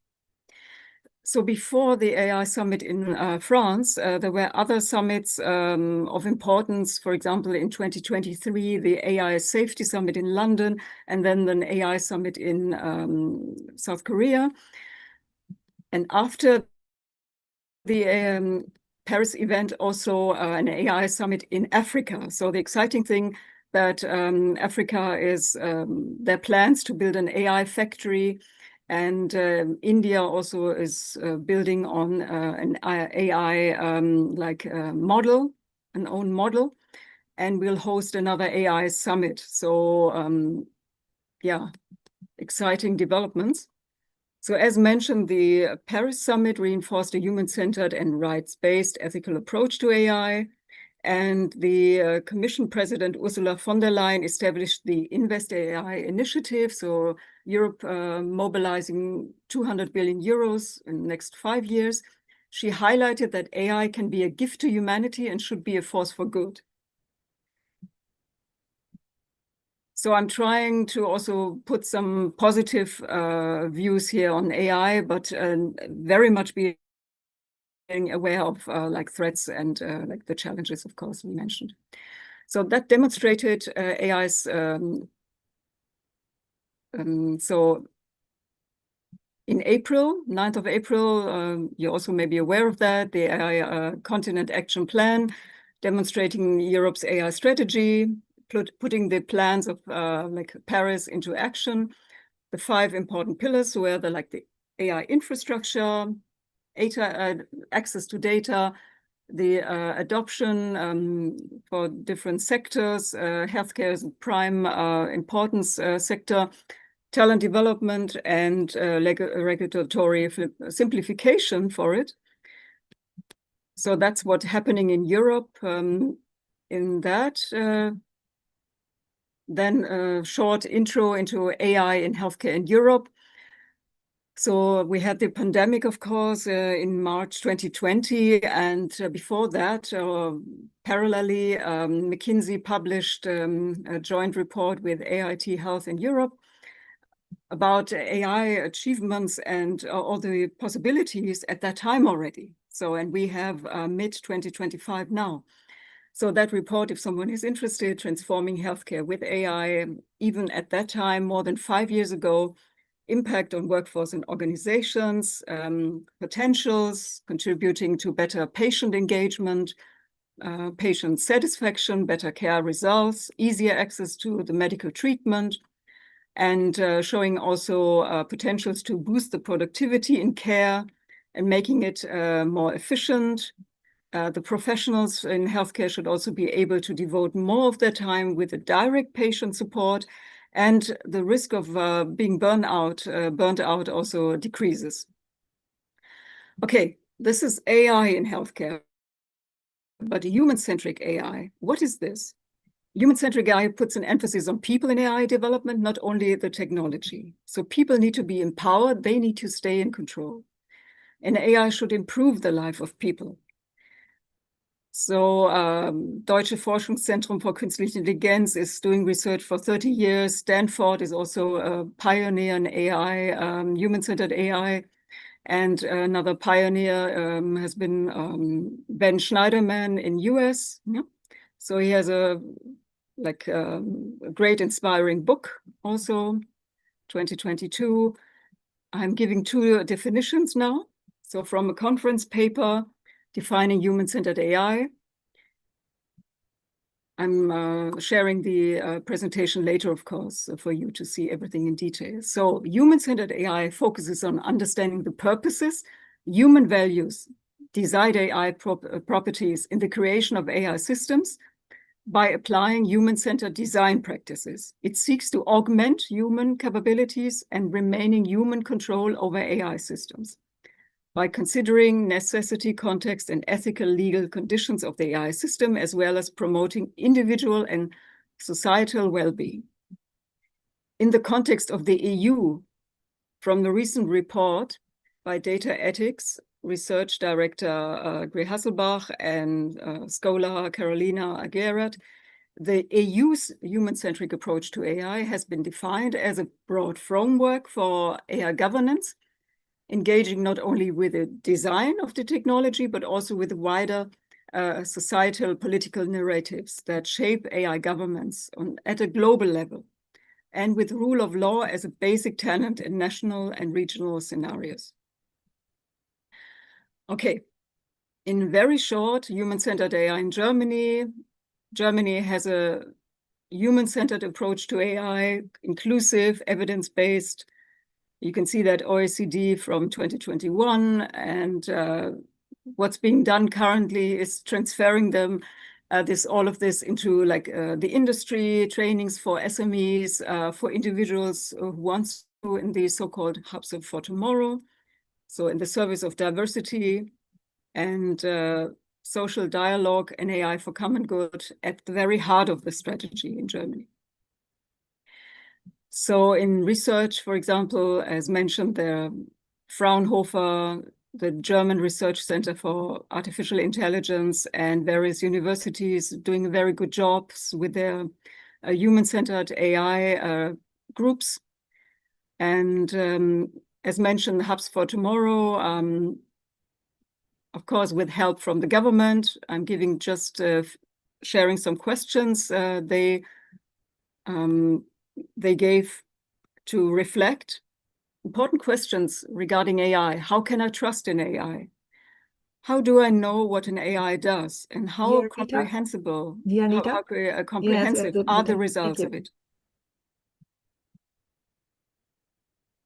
So everybody has the opportunity to know more on AI and human-centric AI, and through the various partners. So human-centric AI in healthcare.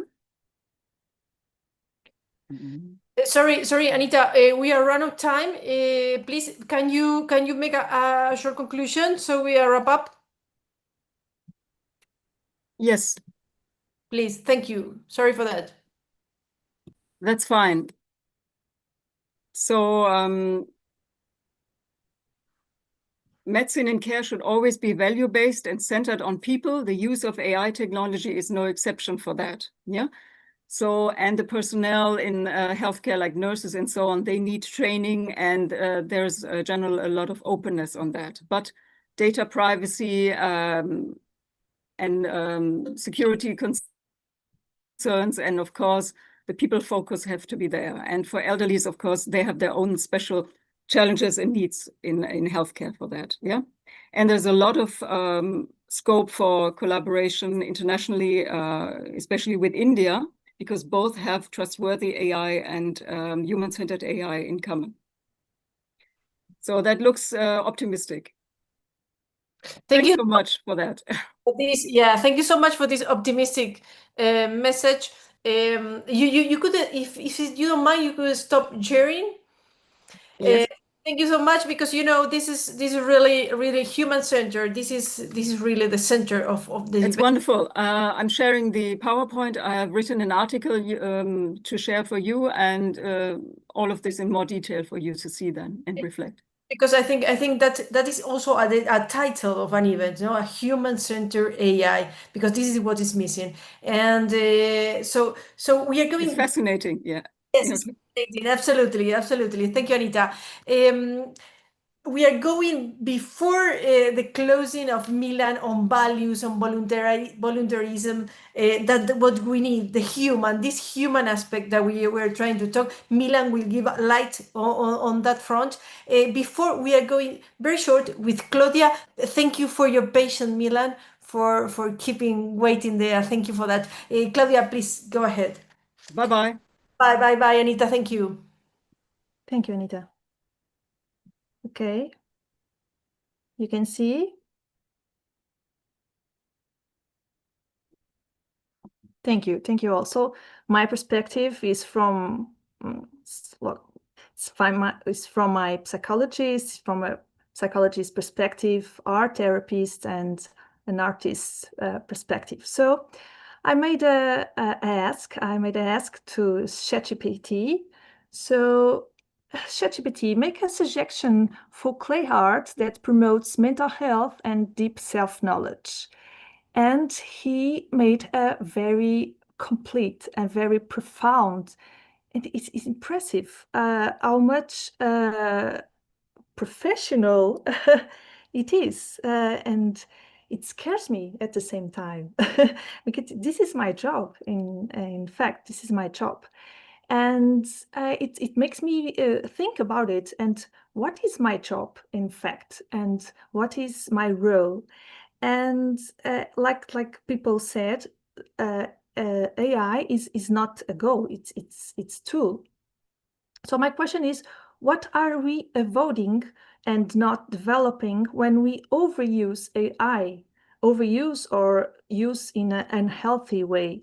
So I will share some my experience, and I think that the thing that I want to bring here is the process very results. The result is very important, of course, and the authenticity versus perfection. We seek perfection, we seek results, of course, but all the process, who we became and what we learn during the process and the authenticity, it's very important.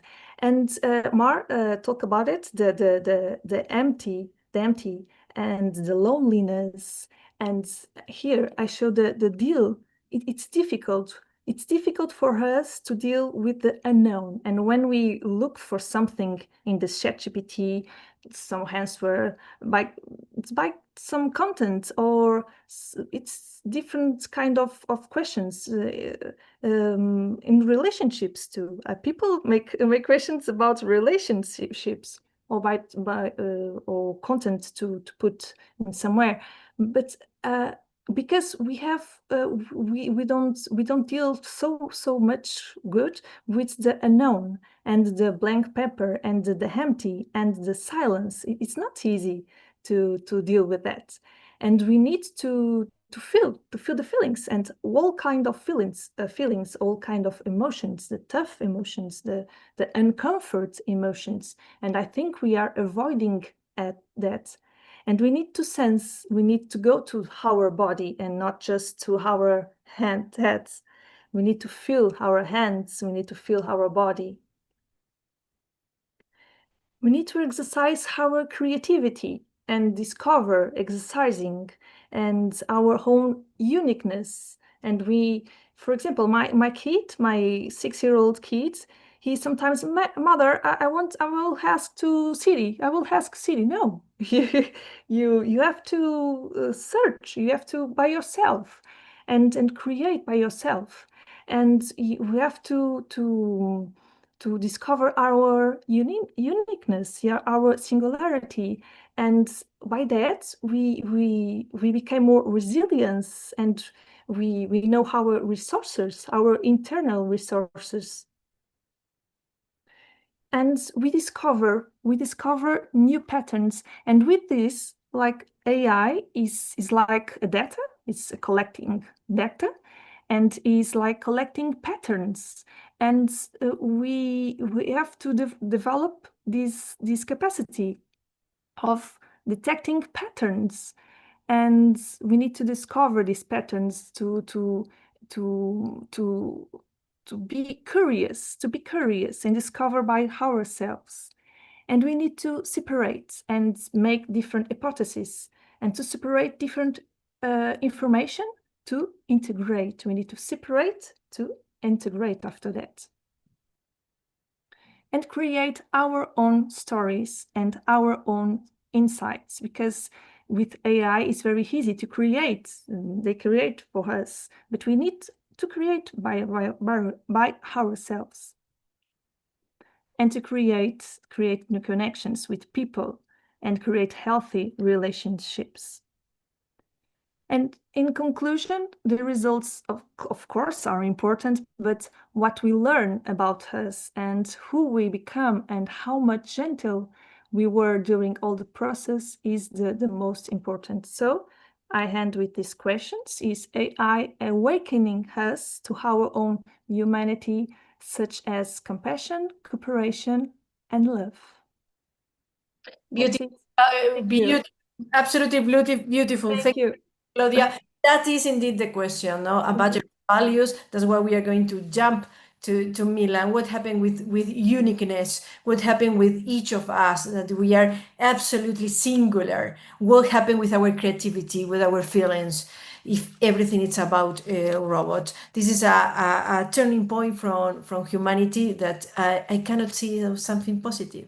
If it's not a tool, if we cancel creativity, it's very difficult for me to accept it, that is something good. That's why we are here. And I always say, that I say that we are not activists, and I insist on that, not activism, but about advocacy. Well, I think this maybe could be something for me to reflect if we need to be really activists from the civil society in a democratic way, saying, no, we want values, we want voluntary, we want to be active to defend values.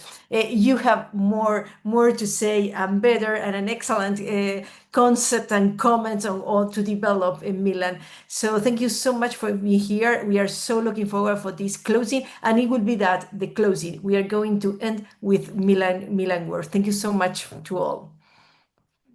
The floor is yours, Milan. Thank you so much. So as your final speaker, first of all, I echo so much of what all of you have said. But I'd like to close this conference with a forecast, not with a forecast, but with a foundation. So we spent a couple hours here exploring how to make AI safer, more accountable, more human-centered. But I want to leave you all with a deeper question. Why are we building it at all?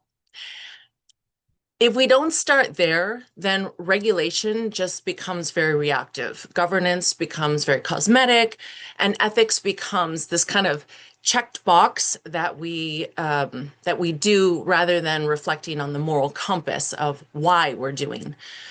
Because the problem isn't just that AI can make harmful decisions and lead us down the wrong path with very life-changing consequences.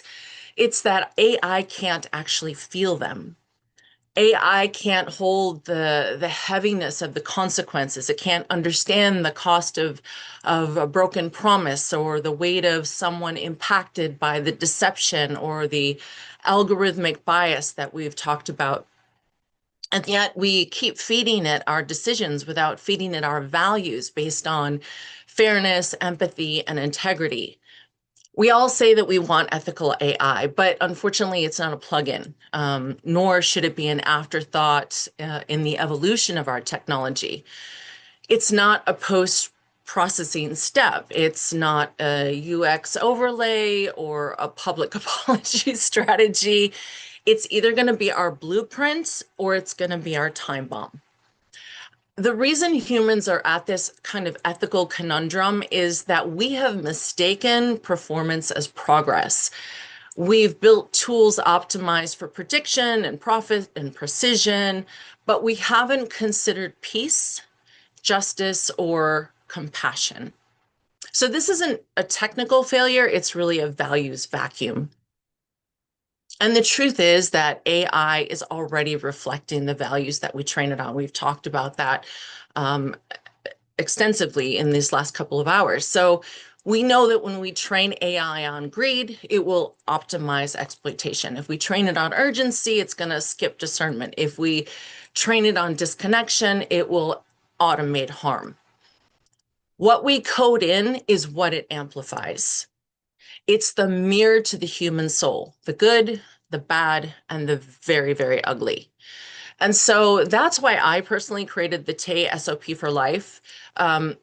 It's not just a side note to AI development, but a foundational operating system, a human-centered compass of values-first standard we can use to check every line of code, every policy, every decision we scale into the world. At TAE, the advancement of empathy and integrity, we use 5 core human values in our standard operating procedure. Those are very simple. They're love, truth, peace, right conduct, and nonviolence. And these aren't spiritual abstractions. They're design instructions. They are ethical coding language for the future that we have not built yet, but we desperately need to, because now in the very early stages of the field, medicine, aviation, education, construction, we all rely on standard operating procedures, because without them, without an SOP, systems break, mistakes happen, and then they become disasters, and accountability ends up disappearing. But what's shocking is that artificial intelligence, something that now influences every sector, as we've already discussed, is being released into the world without a universally accepted SOP for ethics. We've prioritized that performance over principle and speed over safety. And so AI by default runs on unspoken values of those who create it. It doesn't seem to matter whether or not those values are ethical or conscience or intentional. But what we code is, again, what we amplify. So as we all know, A is not neutral. It's very much a mirror of the human soul. So what does TE SOP look like in practice? Well, if you'll allow me here, I'll do this rather quickly, but let me share how this would work and how each values becomes a question, an ethical checkpoint built into the system. So for example, love is going to ask us, does this cultivate dignity and connection? Truth is going to ask, is this transparent and honest? Peace is going to ask, does it reduce harm, even if unintended harm? Right conduct is going to ask us, are we willing to take accountability for its impact? And finally, nonviolence asks, does it protect the vulnerable and mitigate crisis? This is what I call the values first framework for AI governance. This is intended as an ethics check for every line of code that we write, every platform that we scale, and every tool we unleash into the world. So as I leave, and as we leave here today, I want to offer 4 questions for you to think about that are not about innovation, but more specifically about intention, because we really need to talk and ask ourselves these questions. So are we creating these tools for respect for all humanity? Do they protect the defenseless and include all voices, especially the most marginalized? Does what we build elevate or degrade society? And are the people building it guided by compassion or simply capitalism? Because if we can't answer yes to those questions, then it does not matter how advanced the system is. It will be a failure of design, of responsibility, and of conscience. My stance is not anti-AI. It's pro-consciousness. I see AI as a powerful tool that can help us evolve, but only if it is guided by the emotionally intelligent ethical frameworks and the human-centered approach. I believe that the revolution that we need isn't artificial intelligence. It's applied wisdom of emotional intelligence. The world doesn't really need smarter machines. It needs wiser, more compassionate, empathetic humans. And that begins with us, not in code, but in character. Because at the end of the day, the most powerful machine that we will ever program is still ourselves. So let AI support us. I'm all for that. But let you be the one who leads it with ethics, with integrity, and with empathy. Because in the end, the God that we are building will not just reflect our intelligence, it will mirror our values. And the final question that I will leave you with today is this. Are we coding a future worth worshiping or building a mirror of our unhealed wounds, unresolved trauma, forgotten values that are too painful to face and yet too dangerous to ignore? So this is your invitation to bring consciousness back to code before the code ends up rewriting us all. And if you'd like to explore this message further with me, I have an upcoming book that's coming out at the end of July. It's called The God We're Building, The Ethical Crisis We're Coding into Existence. And I want to thank you all for your time and attention. I really hope that you all found meaning and inspiration from all the speakers today. And if you'd like to reach out to me personally, you can find me on LinkedIn. Thank you so much. Wow. May I say that I'm deeply impressed because you did a summary that topped all of the speeches. Mar, sorry for stepping in, but I needed to say that. And thanks for these questions. Maybe you can put them also in writing in the group so that we can, reflect on them. Because I think that's the core where we need to go. Thank you so much. We are going to publish in a post. Milan will send it to me, and we are going to put in a post. Thank you all. I think the best way is to end with Milan words. Bye. Thank you. Thank you all. Thank you all. Thank you. Bye-bye. Bye.